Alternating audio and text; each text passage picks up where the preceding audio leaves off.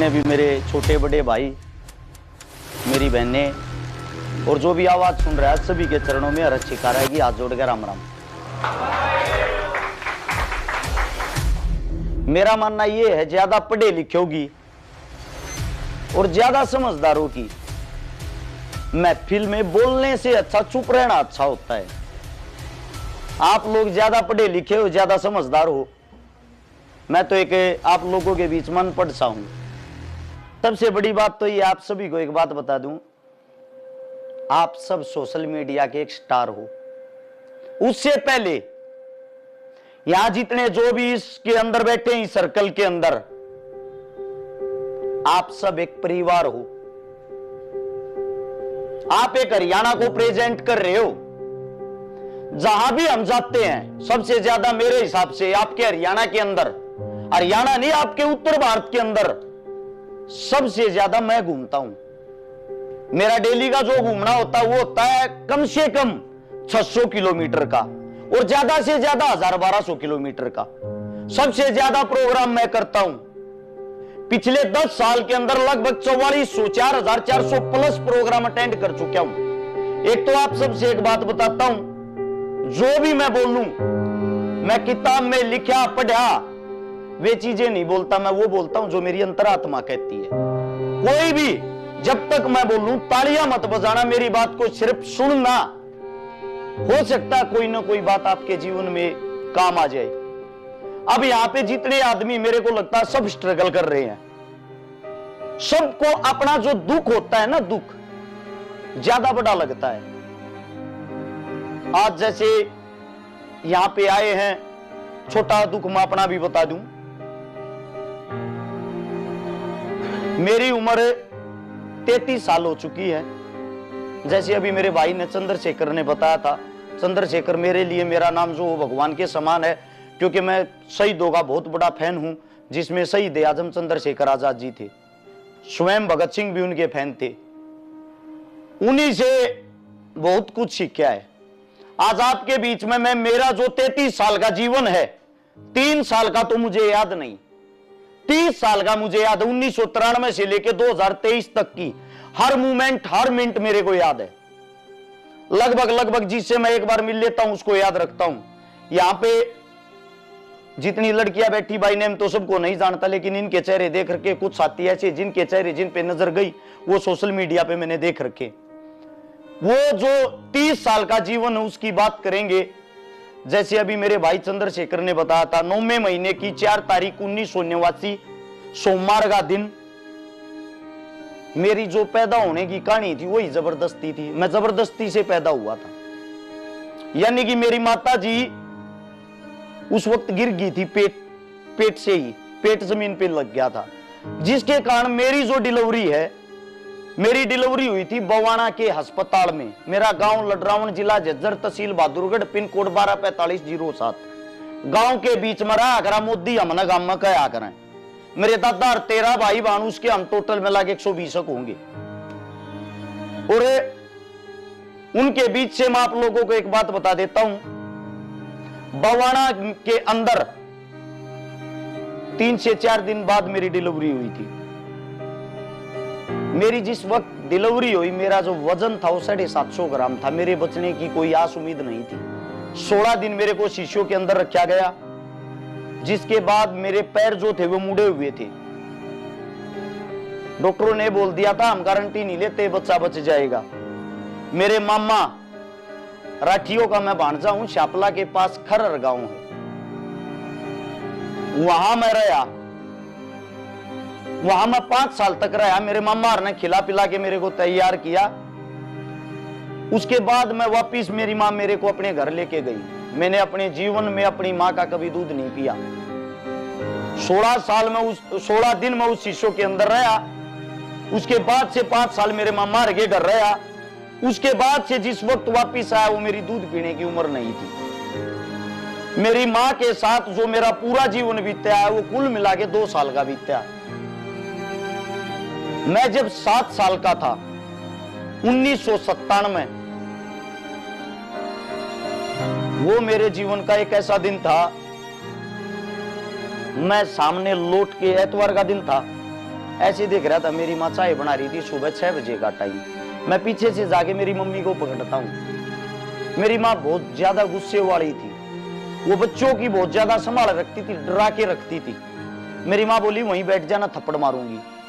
मैं वापिस जाके रजाई में घुस गया। सुबह सुबह का टाइम, 10वें महीने की 2 तारीख एतवार का दिन। मेरे दादाजी मुझे बताते हुए किसी चीज को कोई दिक्कत नहीं होती, मेरा जीवन खुली किताब है। मैं ये चाहता हूं अपने जीवन में झूठ मत बोलो, कोई देखे ना देखे, परमात्मा आपको देख रहा है। मेरे दादाजी इतनी ज्यादा दारू पीते थे, इतनी ज्यादा शराब पीते थे। भारत पाकिस्तान की जो लड़ाई हुई उसमें मेरे दादाजी फौज में थे। वहां से बचने के बाद पंजाब पुलिस में भर्ती हुए थे। 1966 में हरियाणा पंजाब एक हो गया, तो उस वक्त हरियाणा पुलिस में थे। 1997 के टाइम में मेरे दादाजी रिटायर आए थे। मेरे दादाजी ने बहुत ज्यादा दारू पी रखी थी और छत से पीछे की साइड हिट रहे, पीछे की साइड बैक हो रहे थे। छत की जो बाउंड्री वो बनी नहीं थी।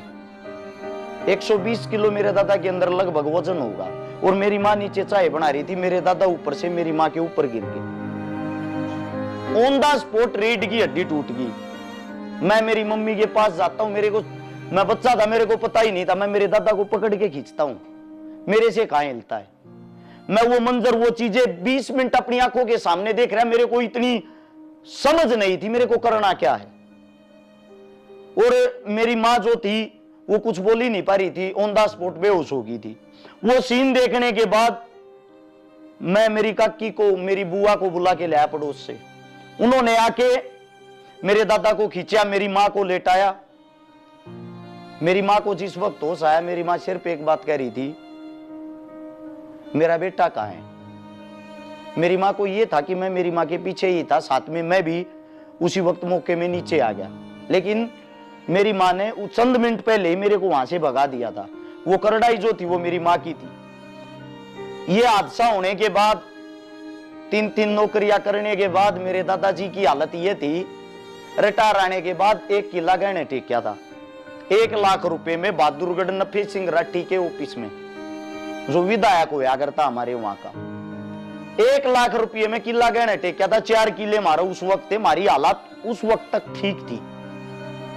लेकिन मेरी मां जाती है सफदरजंग हॉस्पिटल में, लेके जाते, मेरे को आज भी याद है, ओमनी वैन सफेद कलर की थी जिसमें लेके गई। वहां लेके जाते हैं तो वहां बिना सिफारिश वालों को कोई बेड नहीं मिला करता, आज भी नहीं मिलता। हिंदुस्तान का सिस्टम है ये। वहां मेरी मां जाती है तो मेरी मां बाहर फर्श पे तड़प रही है और अंदर बेड नहीं मिलता बिना सिफारिश के। पास वाले हॉस्पिटल, जो प्राइवेट हॉस्पिटल है, उनमें एडमिट करवाने की अगर बात हुई, उन्होंने 50,000 रुपए मांगे। वो वक्त ऐसा था, हमारे घर पे 50,000 रुपए नहीं थे। मेरी मां की तड़प कर दर्द के अंदर बिना इलाज के मारे, बिना पैसे के मारे ऑन द स्पॉट मौत हो गई। और मेरा भाई मेरे से भी 3.5 साल छोटा था। मेरा जो पिता है वो इस हादसे के मारे पागल हो गया। मेरे भाई को जो 3.5 साल का था, उसको भी मुझे संभालना, अपने आप को भी मुझे संभालना, क्योंकि 1 साल तक संभालने वाले थे हमारे दादा दादी। उस 1 साल के दौरान दादा की भी मृत्यु होगी और दादी की भी। औरत नाम की घर के अंदर चीज नहीं रही। आज आप लोगों को एक बात बता देता हूं, औरत बगैर कोई घर नहीं होता। इस बात को नोट कर लेना। आप किस रूप से औरत को देखते हो, वो नजरिया सबका अलग है। वो हमारी माँ हो, हमारी बहन हो, हमारी पत्नी हो, हमारी दादी हो। एक औरत का होना घर के अंदर बहुत ही जरूरी है। घर की चौपाट हो जाए यार बिना औरत, हमारे घर का वो हाल हो गया। हमारे घर के ऐसे हालात हो गए। सच्चाई तो ये है, जब आपके घर का कोई मरता है ना, आपका सह, अगर आपकी मां मर गई 1 हफ्ते तक या 13वीं तक सब आपकी मां बन जाएंगी।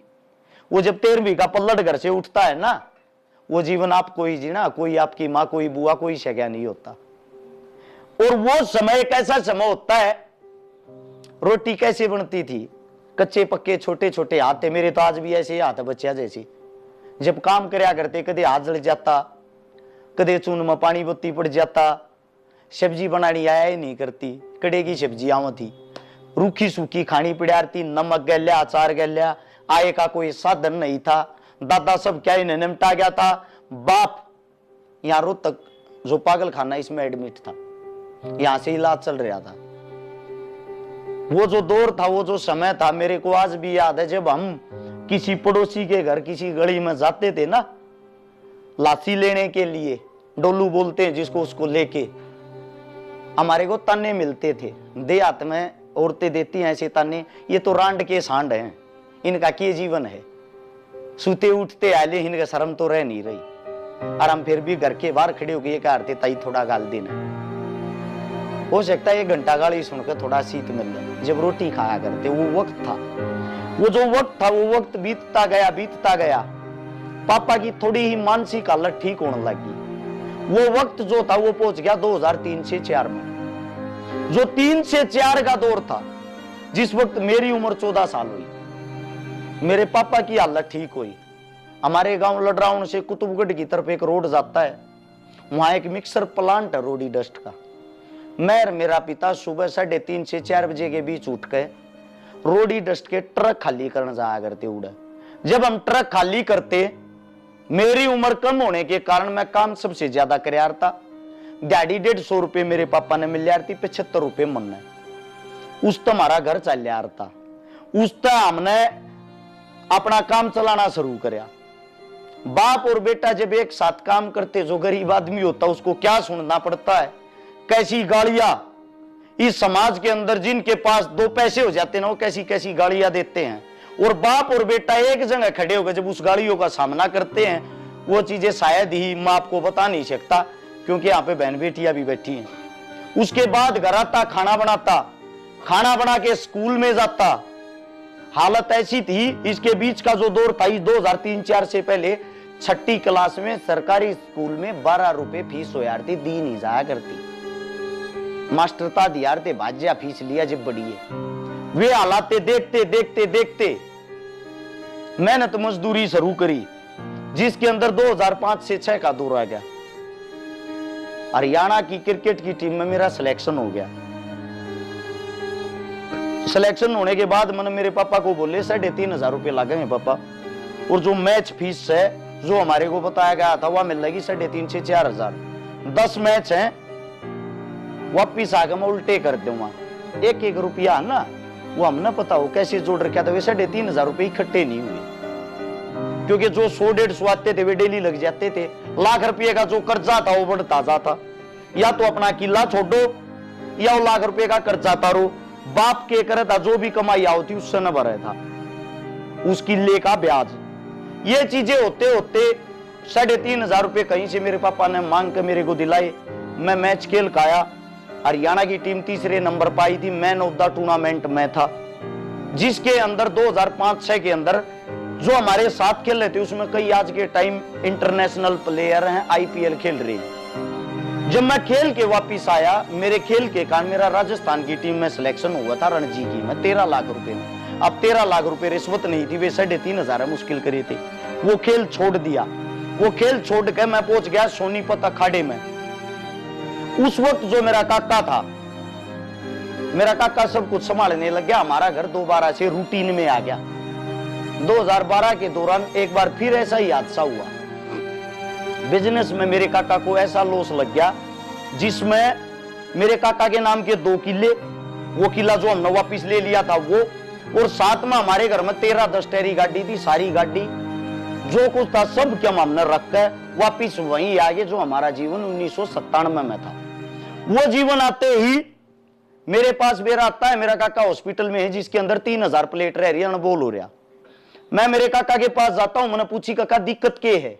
काका बताता है सारा कर्जा तार कर सब कुछ बेचने के बाद भी मेरे ऊपर कर्ज बचा हुआ है 85 लाख का। अगर उसको लेके हम मर गए तो कहावत बन जाएगी मोदी तो कर्जे नीचे दबका मर गए। मैं बोलिया फिर टेंशन क्या की मान रहा, या जमीन के काम आओगी। मारे नाम के 2 किले बच रहे थे, मेरे बाप के नाम के। मैं मेरे बाप के पास जाकर फरमाइश करूं, पापा किला बेचांगे, अपना कर्जा तारांगे, हमारे गांव की जमीन बहुत महंगी। या बात मैंने जब मेरे पापा तो कही, मेरा पापा अच्छा एक ऐसी चीज होती टोटा जिसमें घर पाट जा रहे हैं। और जिसमें आपस में भाई भाई का बैरी हो जाए यार। मेरा बाप कहता है यू तो अपने हक ने तो खा गया, हमारे नोर खागा, इस जमीन के मारे तुम न को ब्याह देगा, ब्याह हो भी ना गाना। तो मैं बोलिया पापा मैं बेचूंगा, ने बोला बेचेगा तो भाई मेरे घर में नहीं बढ़ जाएगा। मैं बोला पापा मैं तेरे घर में नहीं बढ़ूंगा, जब तीसरी जमीन उल्टी नहीं ले लूंगा, पर मैं बेचूंगा। बहादुरगढ़ जब हम जमीन तरवान गए तहसील में, एक साइड मेरा बाप रोने लग रहा, मेरा नाश हो, एक साइड मेरा काका रोने लग रहा, मेरा नाश हुआ। इसलिए तो नाश हो रहा था मेरा, क्योंकि जीवन आगमन मेरा बाप भी संभालना, मेरा काका भी संभालना, मेरी जमीन भी संभालनी। वो जमीन उतारने के बाद कर्जे से मुक्ति मिल ली, लेकिन हम रहे सुनना, हमारे पास कुछ नहीं रहा।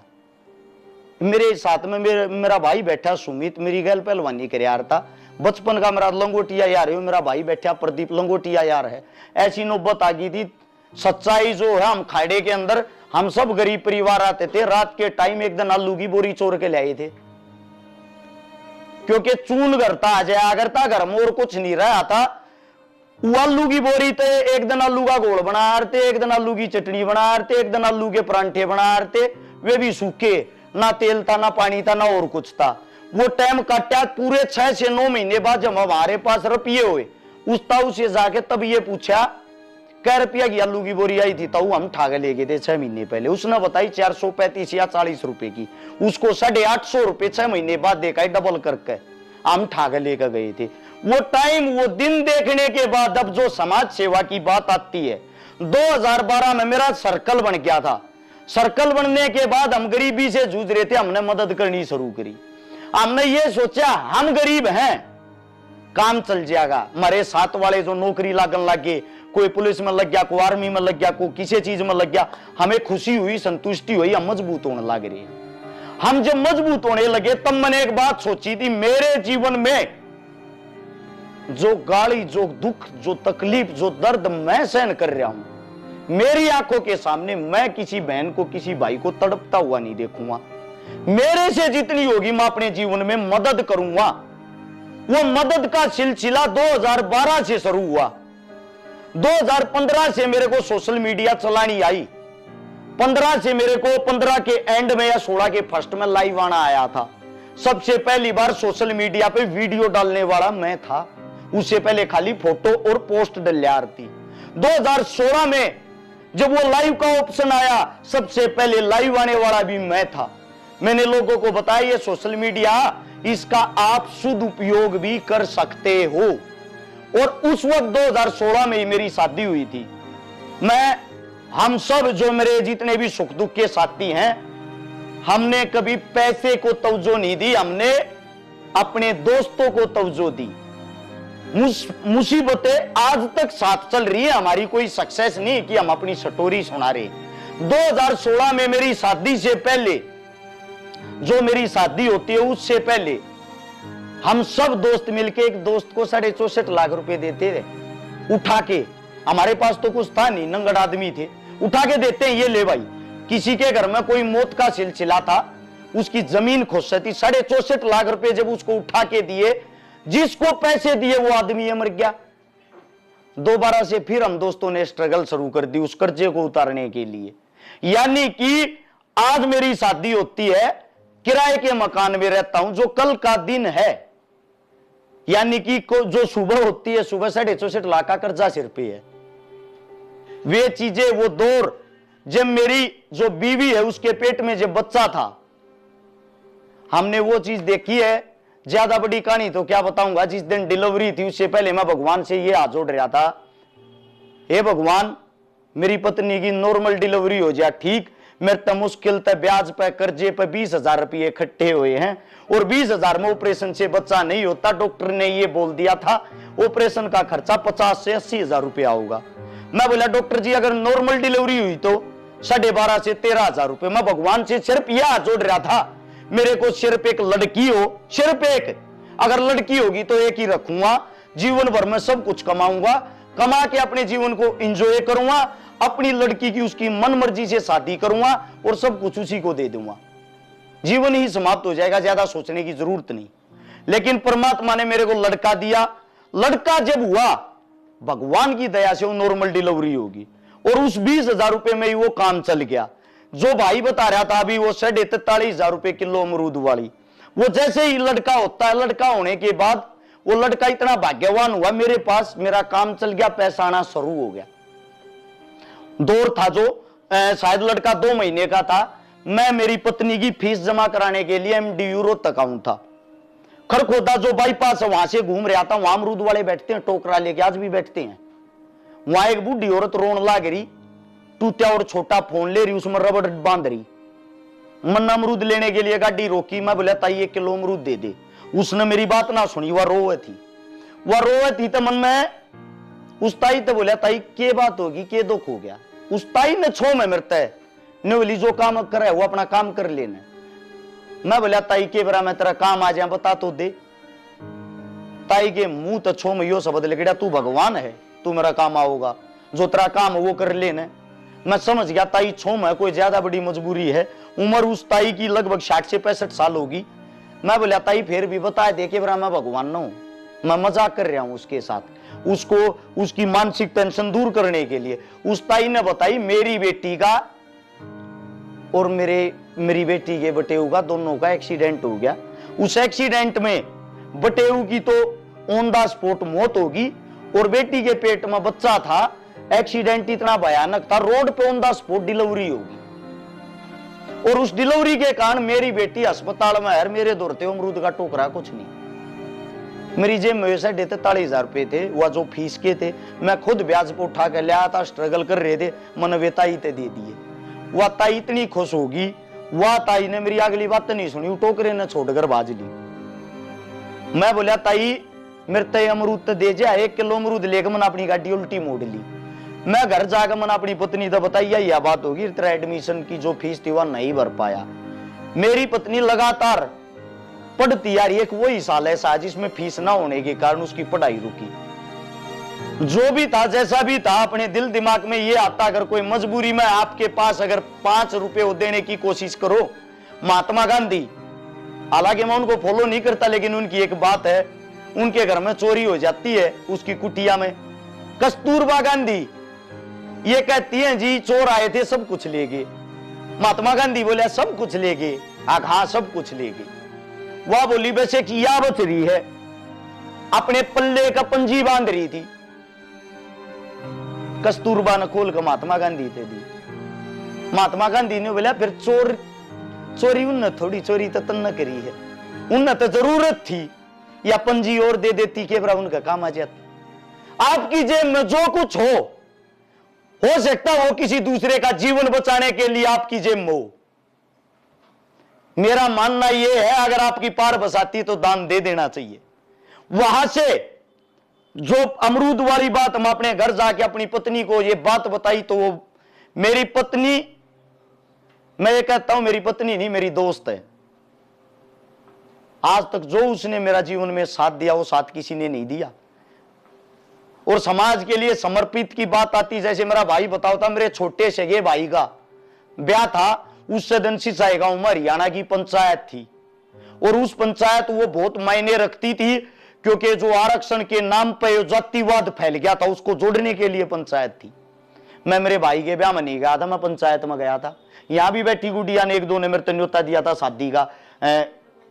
मैंने ये बोल दी थी बहन मेरे लिए ये इंपॉर्टेंट नहीं है, मेरे लिए इंपॉर्टेंट वो है जिसकी मैं मदद करने के लिए जाता हूं। अगर उसकी मदद करके समय बच गया तो मैं जरूर आऊंगा, क्योंकि मेरे बगैर इस बहन की शादी होगी ये आज खुश भी है, लेकिन जिसकी मैं मदद करने के लिए जाता था, जिसको मैंने जुबान दे रखी, अगर मैं वहां समय पे नहीं पहुंचा वे क्या सोचेंगे। हमारे कारण किसी गरीब का घर जलता है। आप लोग किसी न किसी की उम्मीद हो। जो मेरा जीवन जिस जीवन में आप पूछ रहे हो, मैं आप लोगों को आज भी बता देता हूं, 1 लाख रुपए प्रत्येक दिन का मेरा खर्चा है। कुछ चीजें सोशल मीडिया पे दिखाई नहीं जाती, बताई नहीं जाती। 26 परिवारों को पालता हूं मैं, मेरी औकात इतनी है इस ताके की है नहीं। उनको यह बोल रखा जब तक मेरे अंदर जीवन रहेगा, जिंदगी रहेगी, देखिए इस लड़ाई में मैं मर गया तो मैं कुछ कर नहीं सकता, लेकिन जब तक मैं जीवित रहूंगा थारे मरणती की जिम्मेदारी मेरी है। जो मेरे लिए अपना समय खपा रहे, जो मेरे से पहले छाती अड़ाते हैं। अब बात आती है भाई ने जैसे आंकड़े बताए, आंकड़े मैं बता देता हूं। 316 उन बेटियों की शादी करवा ली जिनका भाई नहीं था, बाण नहीं थी, मां नहीं, बाप नहीं। 316। 63 उन बहनों के बात भर दिए जिनके पाटड़े पर चढ़नाड़ा कुछ था ही नहीं। और लगभग 31 करोड़ रुपए की नगद मदद कर ली। 131 आंदोलनों में भागीदारी कर ली। जो ये बहन बेटियों के साथ बलात्कार होता है, दरिंदगी होती है, 14 साल से कम उम्र की बच्ची के साथ बलात्कार होने पर जो पोक्सो एक्ट है जिसके तहत फांसी दी जाती है, उसके लिए दिल्ली जंतर मंतर पर 7 आंदोलन मन्नए करी थी। वे लाठियां हमने खाई थी जब यो पोक्सो एक्ट बनाया था। आक गलत कुकर्म करने पर, दुष्कर्म करने पर फांसी दी जाए। 131 ऐसे आंदोलन जवानों के लिए, किसानों के लिए, पहलवानों के लिए चल रहा है। पुलवामा अटैक के लिए सुबह शाम दिन रात जब घर से निकलता हूं, मेरी बीवी मेरे से एक बात पूछती है, वापिस कब आओगे? मेरा एक ही जवाब होता है, मेरे को ही नहीं पता। क्योंकि उसका कारण यह है, जब आप अच्छाई के, सच्चाई के रास्ते पर चलते हो ना, सब आपके दुश्मन हैं। मेरे दुश्मन क्यों हैं? उसका रीजन है, एक गरीब मजदूरी करने वाले का बालक, रोडी डस्ट तारने वाले का बालक, आज वो मतलब जिनके ट्रक होया करते, जिनका मजदूरी करया करते, आज वो उन तो ऊपर जा रहा है। उसकी बूझ हमारी नहीं।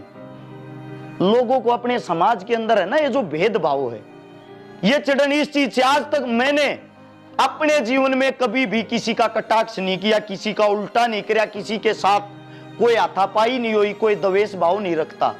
हरियाणा के अंदर नजर मार के देखना, सबसे ज्यादा टांग खींचने वाले, सबसे ज्यादा गाली सुनने वाला हरस शिकारा है।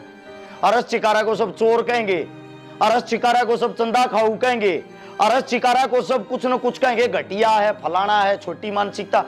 आज तक किसी बात को कोई भी साबित नहीं कर पाया, क्योंकि गरीबी से उठे हुए हैं। अगर किसी अमीर घर से होते तो शायद किसी की इतनी औकात नहीं होती। और उसी चंदे से, उसी चोरी से किसी का घर बसता है। तो मैं चोर हूं, और सच में चोर हूं।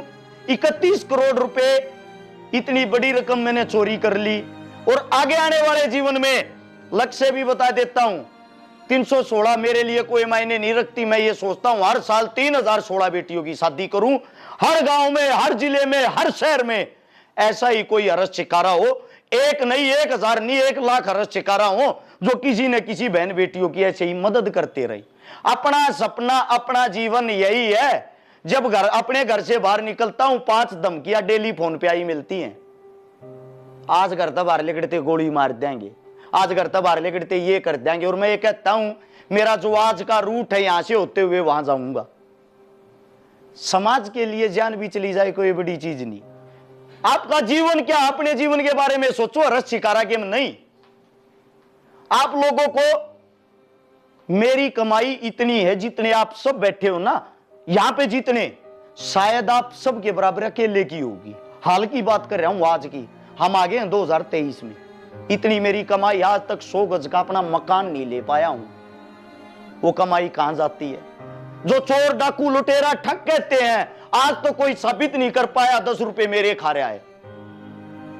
जब आप आगे बढ़ोगे ना, इल्जाम तो लगने लाजमी है, लेकिन अगर आप उनको पार करते हुए आगे जाओगे तो आप योद्धा हो, लड़ाके हो। अगर आप उनको सुन के अपने घर में बैठ गए, आप बुज़दिल इंसान हो। बाबा राव भीमराव अंबेडकर ने एक बात कही थी, इंसान जीवन में क्या करता है? कमाता है, खाता है और मर जाता है। आप कमाते किस लिए हो? खाने के लिए। खाते किस लिए हो? जीने के लिए। अगर फिर भी मर जाते हो, जब मरना ही है तो इससे तो अच्छा बिना कमाए, बिना खाए, बिना मेहनत करे ही मर जाओ। अपने जीवन में आए हो, अपने बच्चों के लिए अगर जी रहे हो, अपने बच्चों के लिए तो जानवर और पशु भी जीते हैं। जिंदगी वो है। अगर आप यहां इस धरती पर आए हो, आपने इस समाज के लिए क्या किया? आपने अपनी बहन बेटियों के लिए क्या किया? आपने अपने देश के लिए क्या किया? हमें भी पता है आज हम कोई बड़े इंसान नहीं, हमें कोई नहीं पूछता। लेकिन जब हम यहां नहीं होंगे और जब भी हमारे चर्चे होंगे, वो हमारी असली कमाई है। जब हम इस जिंदगी को, इस जीवन को छोड़ के चले जाएंगे ना, और जब आपको लोग याद करके ये कहेंगे ये काम तो वो इंसान करया करता, वो असली कमाई है, वो कमाओ। परिवार वाली जो मैंने बात कही वो इसलिए कही, सोशल मीडिया से बड़ी कोई ताकत नहीं। ये सोशल मीडिया ही है जिसने भारत देश के प्रधानमंत्री को 2014 में प्रधानमंत्री बना दिया। आप लोग जो अपने जिले को, राज्य को, अपने गांव को प्रेजेंट करते हो, हरियाणा को जो प्रेजेंट करते हो, आप लोगों को एक बात बता देता हूं, एक मैंने माफी चाहूंगा अगर यहीं बैठी हो या इनके पीछे ही कोई हो, एक लड़की और आती है, वो ज्यादा नाप शनाप गंदी बातें बोलती है ऐसे ही रिकॉर्ड करके, ये पता नहीं कौन से उसकी स्टूडियो की, मैं खुद कह रहा हूं ये पता नहीं कौन से स्टूडियो की है। मैं एक बात बता देता हूं, गंदा बोलना, गंदा गाना लंबा नहीं चलता। 2-4 दिन की बातें, गाली मैं भी दे दूं आप लोगों को, आपको ये लगेगा अरे शिकारा गाली दे रहा, लेकिन वही गाली अगर मैं 10 बार दे दूंगा आप ये कहोगे रोज सुना को नई बात है यार। इसलिए जो आप काम कर रहे हो, आप अपने साथ में अपने घर, अपने परिवार की इज्जत और मान सम्मान जो लेके चल रहे हो वो जरूरी है। गंदगी ज्यादा दिन नहीं चलती। आप सबसे सिर्फ एक गुजारिश करता हूं, आप लोगों के बीच से अगर कोई ज्यादा गरीब हो, आप लोगों के बीच से अगर किसी को आपकी जरूरत हो, अपने परिवार का फायदा, अपने परिवार का बड़ा होने का फर्ज निभाओ। क्योंकि मान लो भाई को जरूरत है, आप लोगों की संख्या 100 है, इसको 1 लाख रुपए की जरूरत है, आप लोग इकट्ठे करके 1,000 दे दोगे, आपकी जेब से जाएंगे पता नहीं लगेगा, लेकिन इसकी जोड़ी में जो 1 लाख आएंगे ना वो इसको पता लगेगा। सबसे अमीर कौन है? मैंने बड़े भाई से सवाल किया था एक बार अपने से, सबसे अमीर कौन है? मेरा भाई बोला जिसके पास भाईचारा है, जिसके पास भाईचारा है। भाईचारे की कोई कीमत नहीं होती, भाईचारे को कोई खरीद नहीं सकता। भाईचारा सुख में दुख में हर जगह आप लोगों के काम आएगा, पैसा काम नहीं आएगा सब जगह। पैसा तो क्या पता किस किस के पास है। पैसे वाले का तो दिल भी बहुत छोटा होता है, कभी तेरे को कोई लूट ले जा, कभी तेरे को कोई मार दे, कभी तेरे हाथ से कोई गलत काम हो जाए। और जो हम जितनी खुली सोच के जैसे हम घूम लेते हैं, जो हम भाईचारा बनाए हुए हैं, जो हम समाज को प्रेजेंट कर रहे हैं, असली भाईचारा, असली ताकत यही है। अपने आप से बड़ी कोई ताकत नहीं होती। अब मैं हरस चिका रहा हूं, आप लोग मेरी बातें किस मारे सुन रहे हो? क्योंकि मैं आप लोगों के परिवार का हिस्सा हूं। मैं भी इसी सोशल मीडिया से उठ के आया हूं, मैंने भी इसी सोशल मीडिया से इन बेटियों की शादी करवाई है, मैंने भी इसी सोशल मीडिया के माध्यम से अपना काम धंधा जोड़ रखा है। इसी सोशल मीडिया के माध्यम से हर एक देश में मेरा काम जाता है। इसी सोशल मीडिया के माध्यम से 100 आदमी मेरे कारण कमा के खा रहे हैं। मेरा आयुर्वेदिक दवाइयों का काम है। मेरे ऑफिस में जो फोन सुनते हैं, जो पैकिंग करते हैं, जो दवाइयां बनाते हैं, जो दवाइयां लाते हैं, जहां से वो दवाइयां आती हैं, सब कमा के ही खा रहे हैं ना, सबका घर चल रहा है ना। और मैं किसी को नौकर नहीं भाई मानता हूं, सबको मेरे आप लोग सब भाई हो। मेरा फर्ज ये बनता है आज मैं सही हूं। मेरा जो खाना बनाता है, मेरे ऑफिस में जो सब्जी बनाता है, उसकी बेटी की परसों शादी थी, स्पेशल मैंने 2 लड़के भेजे। मैं नहीं जा सकता, मैं जंतर मंतर पे बैठा हूं, वहां जाके उसकी शादी करवा का। उस नौकर ने मेरे को ये नहीं कहा मेरी बेटी की शादी करवाना, लेकिन मेरी जिम्मेदारी बनती है, जो अपने हाथों से मेरे को बना के खवा रहा तो वो बेटी मेरी है। जिस दिन आप इन चीजों को समझने लग गए, जिस दिन इस जातिवाद से दूर हो गए, जातिवाद से बाहर निकलकर बहुत सुंदर जीवन है जिसको बोलते हैं इंसानियत, इंसान। जिस दिन आप इंसान बन गए, आपको कामयाब होने से कोई नहीं रोक सकता। माफी चाहता हूं, ज्यादा लंबी चौड़ी बातें होगी और मेरे मुख से कोई गलत शब्द निकल गया हो। आप ही का छोटा बड़ा भाई हूं, आप ही के बीच से हूं, उसके लिए आप सभी के चरणों में क्षमा चाहता हूं। सभी को राम राम। आप लोगों ने इतना प्यार दिया उसके लिए आप सभी का धन्यवाद। जय हिंद।